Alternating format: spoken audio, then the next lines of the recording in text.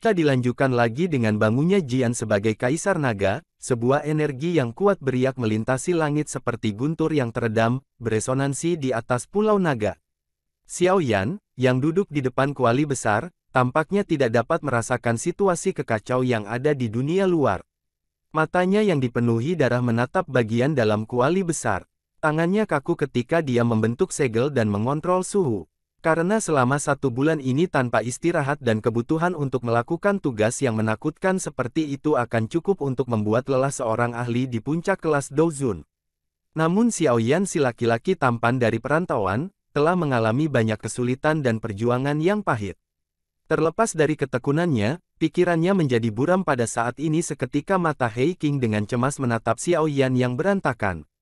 Tangannya perlahan menegang tanpa sadar bahwa Xiao Yan sudah pada batasnya. Pikiran Xiao Yan sangat tegang selama periode waktu ini dan tidak pernah sedikit pun santai, meskipun seperti ini akan menyebabkan kerusakan besar padanya namun sedikit pun tidak menyerah.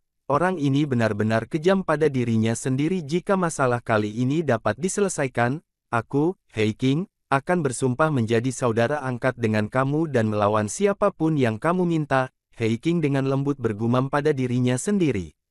Bahkan seseorang yang sesombong dia tidak punya pilihan selain terkesan oleh Xiao Yan si laki-laki tampan dari perantauan. Baru saja terdengar ketika suara gemetar ditransmisikan dari kejauhan.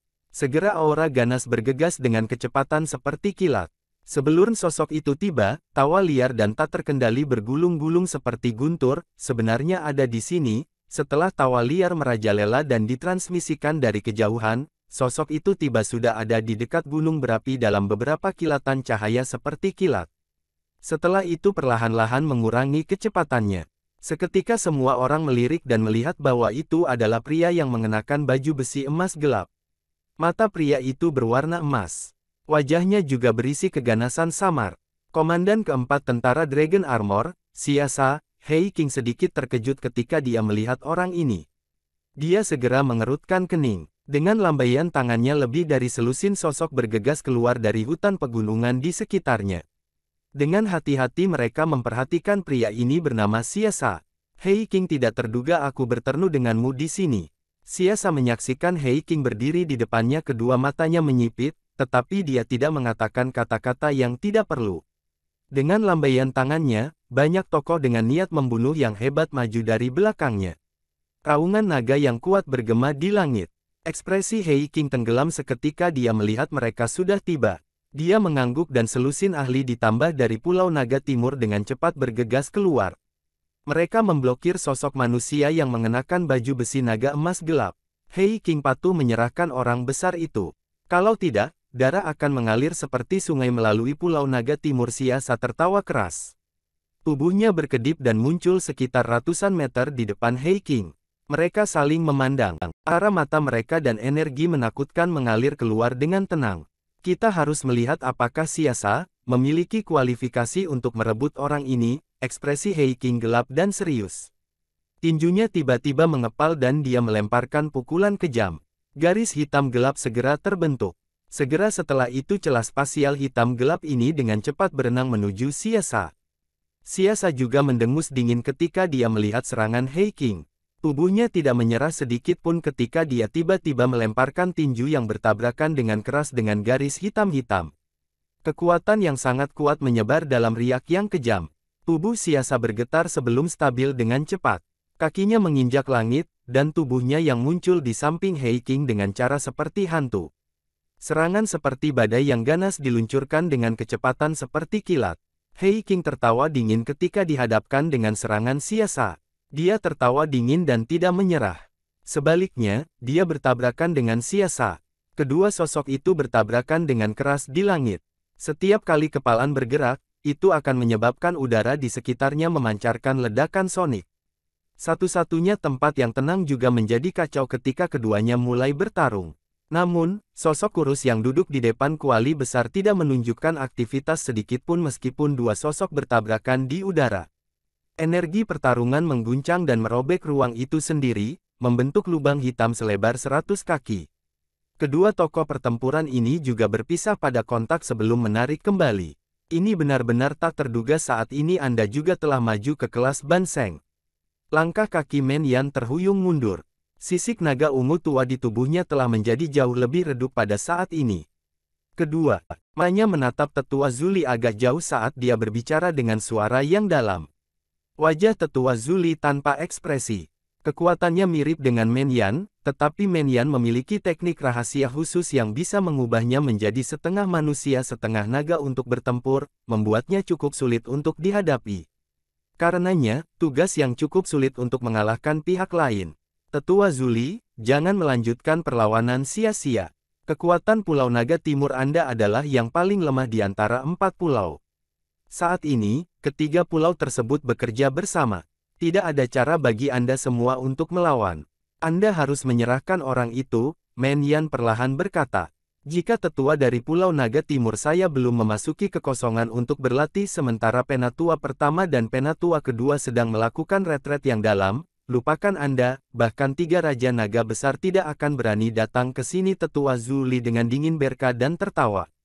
Tetua Zuli, kamu juga harus sadar bahwa itu hanya jika kamu bisa membunuhku. Lalu tawa dingin Tetua Zuli baru saja terdengar ketika tawa lembut tiba-tiba ditransmisikan dari ruang kosong.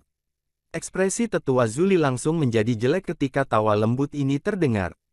Matanya menatap ruang kosong, Pulau Naga Utara, akhirnya muncul di ruang kosong tiba-tiba memancarkan banyak lampu hijau di depan mata fokus Tetua Zuli.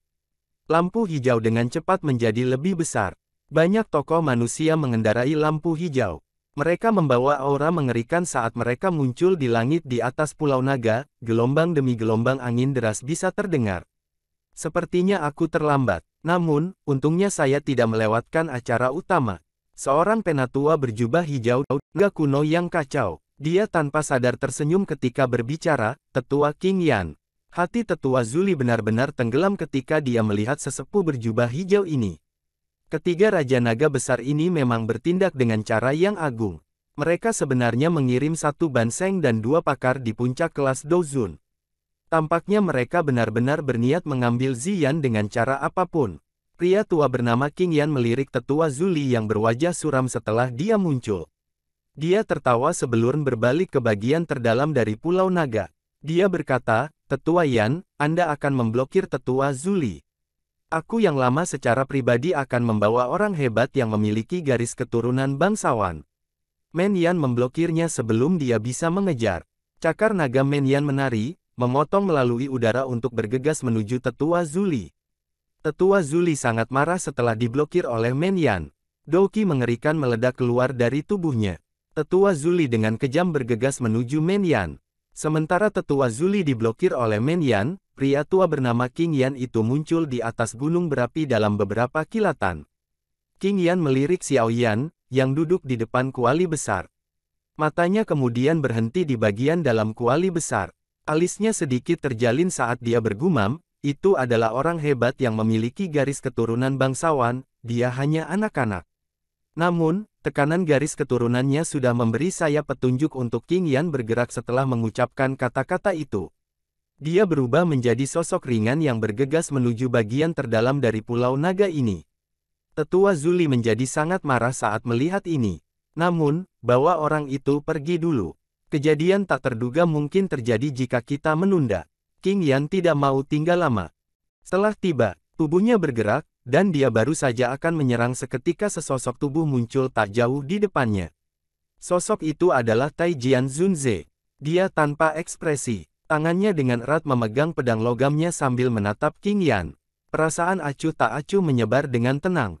Kamu mencari kematian. King Yan merajut alisnya ketika dia melihat Taijian Zunze menghalangi dia. Dengan kekuatannya di puncak kelas Dozun, dia tentu saja tidak akan peduli dengan Taijian Zunze.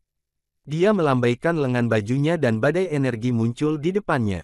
Itu bergegas menuju Taijian Zunze dengan cara seperti kilat. Ekspresi Taijian Zunze tetap acuh tak acuh. Tampaknya dia tidak bisa melihat jarak antara dia dan King Yan. Dia mengangkat pedangnya yang besar dan segera merobohkannya dengan cara yang sederhana.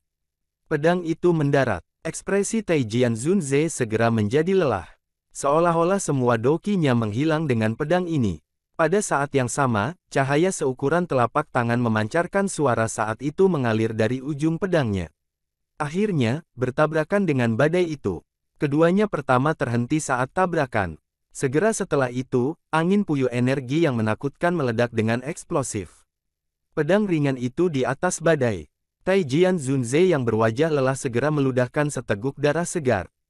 Tubuhnya tampak menderita pukulan berat, dan dia mendarat di hutan di bawah. Kamu benar-benar tidak tahu batasanmu. Sudut mulut King Yan terangkat dengan jijik setelah semua yang dibutuhkan adalah gelombang tangannya untuk mengalahkan Taijian Zunze. Seseorang dari kekuatan Taijian Zunze berani menunjukkan dirinya. Dia benar-benar mencari kematian. Hentikan. Qian melangkah melalui ruang kosong setelah mengalahkan Taijian Zunze. Dia perlahan berjalan menuju Xiaoyan si laki-laki tampan dari perantauan dan acuh tak acuh memerintahkannya. Namun, Xiaoyan yang keriput tampaknya belum mendengar suaranya. Mata penuh darahnya menatap tajam ke bagian dalam kuali besar. Orang lain yang mencari kematian. Langkah kaki King Yan perlahan berhenti di samping Xiaoyan. Dia menggelengkan kepalanya ketika tidak mendapat jawaban. Dia perlahan mengangkat tangannya. Doqi melonjak saat dia dengan kejam menabrak bagian atas kepala Xiaoyan. Sementara tangan King Yan menabrak dengan keras, mata gadis yang tertutup rapat di dalam kuali tiba-tiba terbuka. Suara sedingin es yang berisi tekanan tak terukur bergema di samping telinga King Yan. Itu seperti guntur yang bergema di jiwanya, menyebabkan tubuhnya diam.